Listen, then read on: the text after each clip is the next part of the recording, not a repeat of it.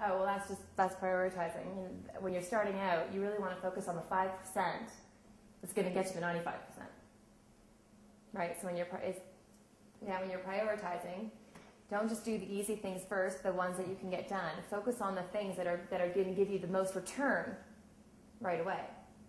Does that make sense? We actually have that at home. Work on the 5 that gets you the 95. It's our little reminder.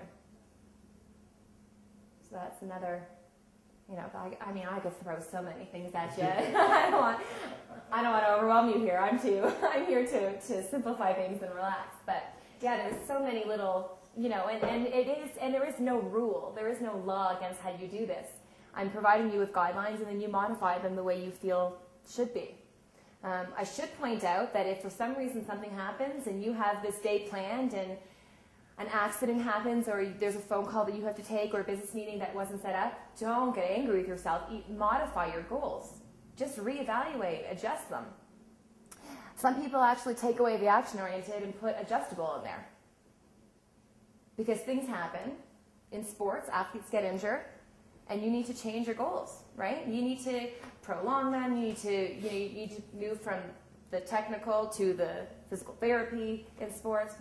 So things happen during the day that's out of your control, and that can be stressful, right? Because you had this day set, you had these things that you need to get taken care of, and suddenly your whole day's gone because you didn't get a single thing done on your list because you had to deal with something else. It's okay. Just go back and modify your goals.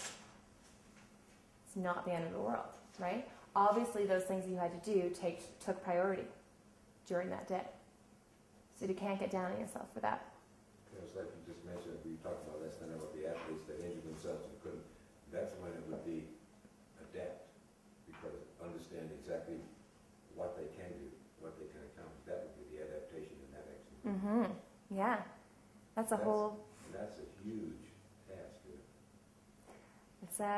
That's like I told you. You're losing one person. You're losing what you thought you were, and you have to change identities. You have to change your focus. You have to reset your goals. Absolutely, and that's difficult to do, especially if you were so motivated to pursue this long-term goal. But we don't control 100% of our lives. Things happen. Amen. Right? But that brings me to another point. Don't focus on what you can't control. Control the controllables. That's an important thing to learn, an important thing to grasp. Focus on what you can control, because so much of your businesses, so much of the real estate environment is not within your control. Right? You can't control if you buy up a property in some state and suddenly belly up.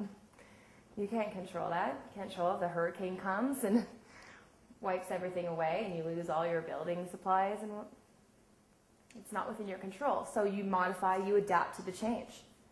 Exactly. You have to be flexible.